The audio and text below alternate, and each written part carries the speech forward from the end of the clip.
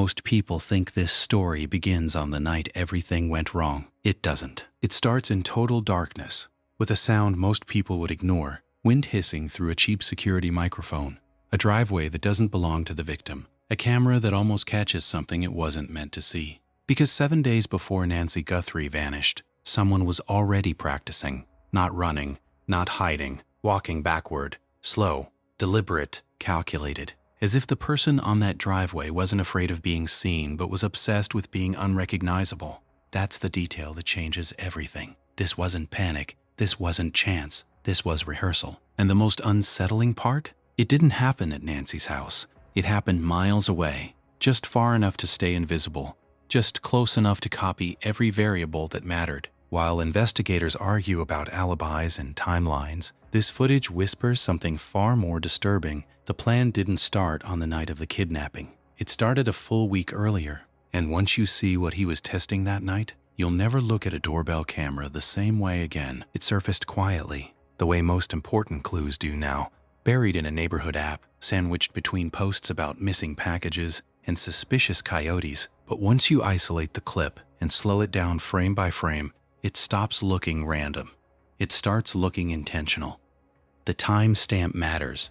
Late night, January 23rd, same hour window as the eventual abduction, but a different address, different driveway, different homeowner. And yet the movements are anything but accidental. The man enters the frame already facing away from the camera, his body aligned so that the lens never gets a clean angle. He doesn't hesitate. He doesn't adjust. He already knows exactly where the camera is and how wide its field of view will be. That alone tells us this wasn't his first encounter with residential surveillance. People unfamiliar with these systems tend to look around. They glance up. They react when the infrared lights flick on. This man doesn't. He behaves like someone who understands the hardware better than the homeowner who installed it. Consumer security cameras don't record continuously. They sleep. To preserve battery life and bandwidth, they rely on passive infrared sensors to wake them up. That wake-up process, the moment between detecting motion and actually recording usable footage, is the weak point. It's a delay most people never think about. Half a second, maybe a full second. Long enough for a face to appear or disappear. By entering the frame backward, the suspect exploits that delay. During those first critical moments, the camera captures nothing but a generic silhouette, a backpack, a hoodie, no facial data. By the time the exposure adjusts and the infrared fully engages, the most identifying feature a camera can capture, the face, is already shielded. That's not luck. That's strategy. Then comes the dog. Inside the house, a dog starts barking. In most cases, that sound triggers a reflex. Humans are wired to orient towards sudden noise. Heads turn automatically. Eyes search for the source. It's not a conscious decision. It's biological. But this man suppresses it. He doesn't look. He doesn't flinch. He retreats the same way he entered. Backward, controlled, prioritizing anonymity over balance. That suppression tells us something crucial. He's rehearsed this moment mentally, if not physically. He's already decided that no stimulus, not fear, not surprise, not the risk of falling, is worth exposing his face to a camera. That level of discipline doesn't come from impulse. It comes from planning. And then there's the backpack. Freeze the frame as he pivots to leave and the infrared light blooms against two vertical reflective strips. They flare bright white, briefly overwhelming the sensor. That bag isn't generic. It's identifiable. The Ozark Trail 25-liter hiker pack, a mass-market item sold at big box stores. The same model later seen at Nancy Guthrie's house. That single detail collapses a major theory. This was never an opportunist. Opportunists don't buy gear in advance. They don't test equipment a week early. They don't wear the same kit across multiple nights. They act when opportunity presents itself. This man didn't stumble into a crime. He assembled a kit, tested it, refined it, and then reused it, which raises an obvious contradiction. If he's sophisticated enough to defeat infrared sensors, why wear reflective strips at all? At first glance, it looks like a mistake, even a stupid one. Reflective material is designed to make you visible, but under infrared illumination, It behaves differently. It flares. It forces the camera's exposure algorithm to compensate for brightness, often darkening everything else in the frame. The result isn't clarity. It's distortion. In effect, the backpack becomes a visual decoy. Your eye and the camera are drawn to the brightest object. The face recedes into shadow, whether by intention or intuition. The result is the same. Attention diverted away from identity, calculated incompetence. Appear sloppy, appear amateur. Let observers underestimate you. Now step back and look at the location. The driveway isn't random. It's 6.5 miles from Nancy Guthrie's home. To a casual observer, that sounds arbitrary. To a forensic geographer, it's anything but. It's a buffer zone, far enough to avoid immediate association, close enough to replicate environmental conditions. Same foothills, same dark sky ordinances, same long driveways and desert landscaping, same acoustics, same lighting conditions. He didn't choose a different neighborhood. He chose a simulator. This wasn't prowling, it was diagnostics. How far into the driveway before the sensor triggers? How loud is a barking dog at that distance? Does barking correlate with lights turning on? Does anyone come outside? When the dog barks and nothing else happens, the house stays dark. That data matters. It teaches him that noise doesn't always equal response. That lesson carries forward, and this is where the timeline becomes critical. 7 days later, on February 1st, the same backpack appears at Nancy Guthrie's house. But the behavior has changed completely. No backward walk, no crouched paranoia. He approaches normally. Calmly, he walks straight up to the porch, and then he taps the camera. That single gesture is the psychological hinge of the entire case. A week earlier, he was terrified of the lens. Now he touches it, he taunts it, he treats it like an object he has already beaten. That confidence doesn't come from nowhere, it comes from validation. He tested a hypothesis on January 23rd. He wasn't identified. Police didn't knock on his door. In his mind, the experiment worked. The rehearsal taught him the system's limits. The real event applied the lesson. This is what escalation looks like in real time. The transition from avoidance to dominance, from hiding to mockery, from student to graduate.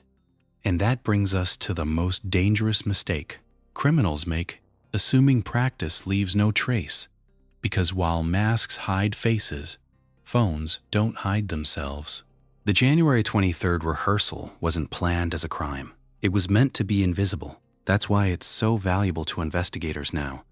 No burner phone, no staged alibi, no effort to manipulate digital exhaust, just a man moving through space with his real device in his pocket, which opens the door to a powerful forensic technique, tower correlation.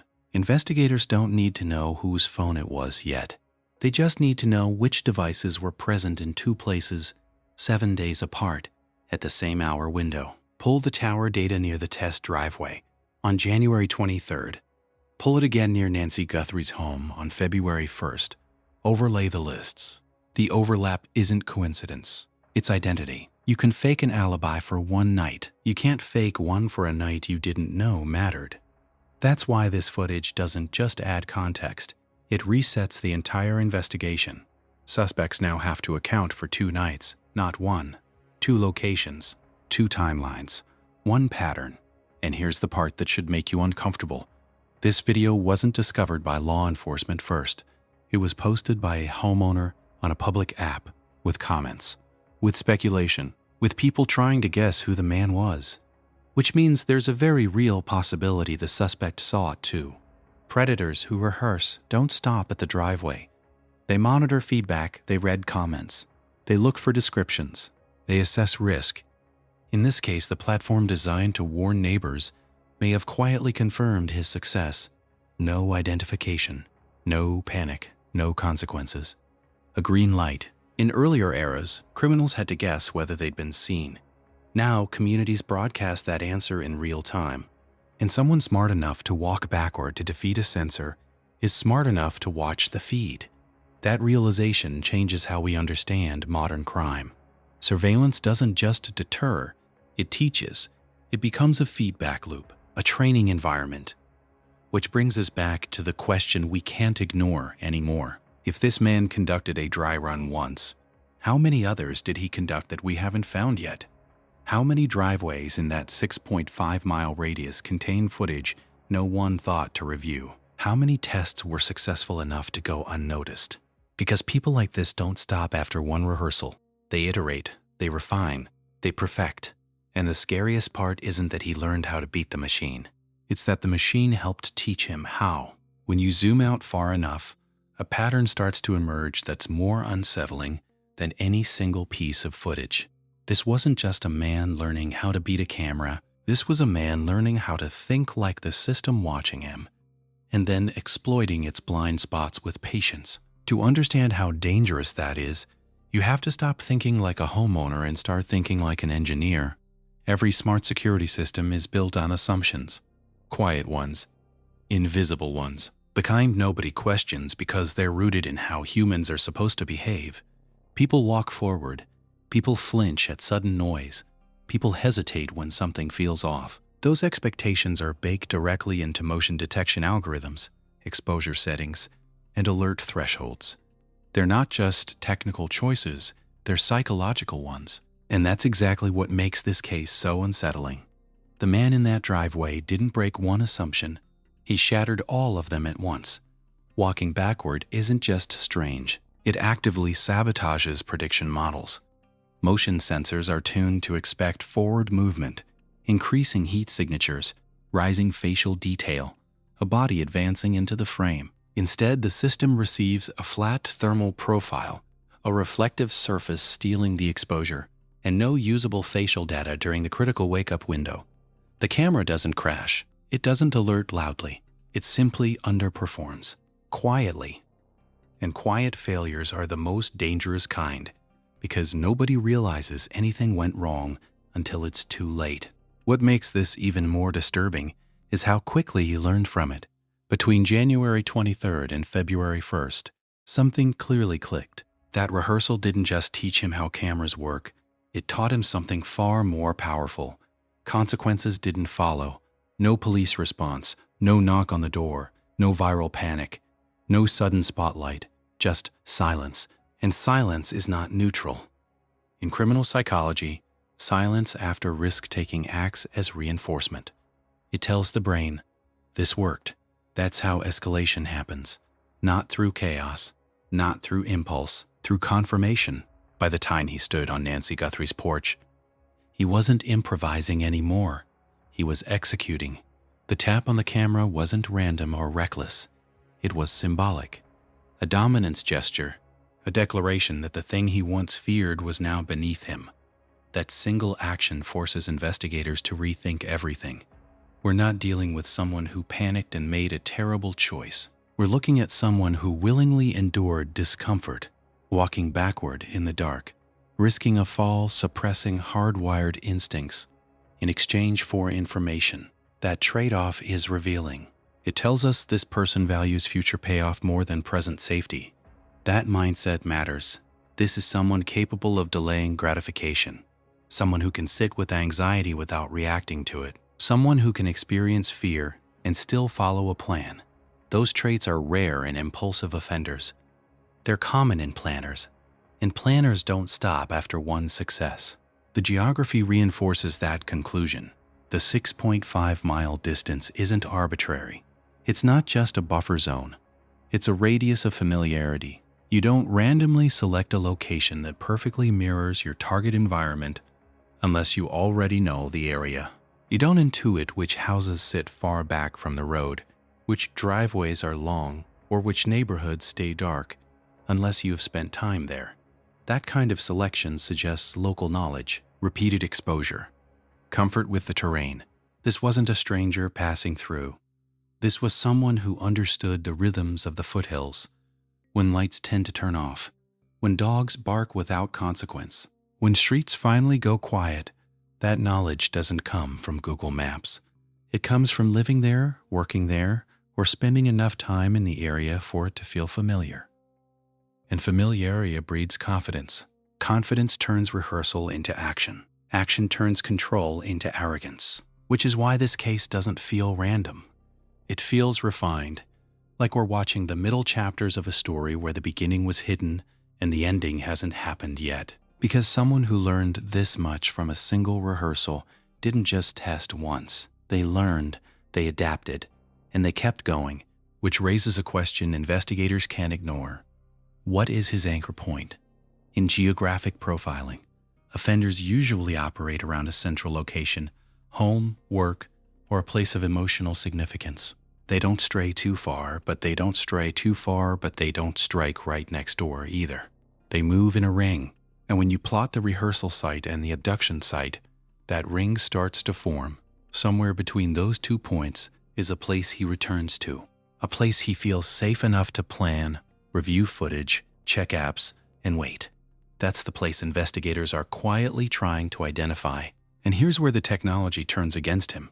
Because while cameras can be fooled, infrastructure is harder to beat. Roads have readers, intersections log traffic. Cell towers don't care about intent. They log presence. And presence is everything. The rehearsal night is the vulnerability. On February 1st, he likely planned his digital footprint carefully, phone left behind or powered down, vehicle positioned to appear stationary, every move calculated. But on January 23rd, he didn't think he needed to. That night felt safe, insignificant, disposable. Those are the nights that get people caught. Investigators don't need to know who he is yet. They just need to find the overlap. One device, one vehicle, one pattern that appears twice when it shouldn't. That's why the release of this footage is so disruptive. It expands the timeline. It multiplies the data. It turns a single night alibi into a week-long problem. Anyone who thought they were cleared now has to answer a new question, one they weren't prepared for. And then there's the human factor we rarely talk about. At first glance, it looks like a tool for safety. But in cases like this, it becomes something else entirely, a feedback loop. A mirror. When people post suspicious footage, they also post what they notice. Height guesses, clothing descriptions, speculation. And what they don't notice is just as valuable. A predator who rehearses doesn't just test hardware. He tests people. Did anyone mention his walk? Did anyone identify the backpack? Did anyone recognize him? Silence in the comments isn't comfort, it's confirmation. There's a disturbing possibility that he didn't just escape detection, he watched himself escape detection. That he reviewed his own performance through the eyes of the community and learned exactly what worked. If that's true, then the rehearsal didn't end when he left the driveway. It ended when he finished scrolling. And that introduces a new layer of risk for all of us, because it means the tools we use to feel safer can be used as training data, not maliciously by default, but effectively all the same. Transparency cuts both ways, and in rare cases, it teaches the wrong person exactly how to disappear. Now consider the timeline again. 7 days of confidence building, 14 days of silence afterward. For an escalating offender, silence isn't inactivity. It's incubation. It's analysis. It's the space where the next move forms. That's why this case feels heavier with time, not lighter. Because we're not just waiting for answers, we're waiting to see if the pattern repeats. A man who rehearses once doesn't stop rehearsing. He refines. He adjusts. He looks for new variables, new neighborhoods, new vulnerabilities. The question investigators are quietly asking isn't just, where is Nancy Guthrie? It's who else has already been tested without knowing it. Because somewhere on some server, there may be more footage like this, dismissed, unnoticed, archived. A man walking backward, a strange movement, a moment that didn't seem important at the time, until it was. And that's the final, unsettling truth this footage forces us to confront. Security doesn't fail loudly anymore. It fails silently. And the people who learn to listen to that silence are the most dangerous ones in the room. If you've watched this far, I want to hear your thoughts. Do you think this level of planning points to a highly intelligent strategist, or someone who simply got lucky and is about to make a fatal mistake? And what do you think is the most dangerous lesson he learned from that rehearsal night? Drop your theory in the comments. If you found this breakdown valuable, make sure to like, share, and subscribe so you don't miss the next update as this investigation evolves. Stay alert, and I'll see you next time.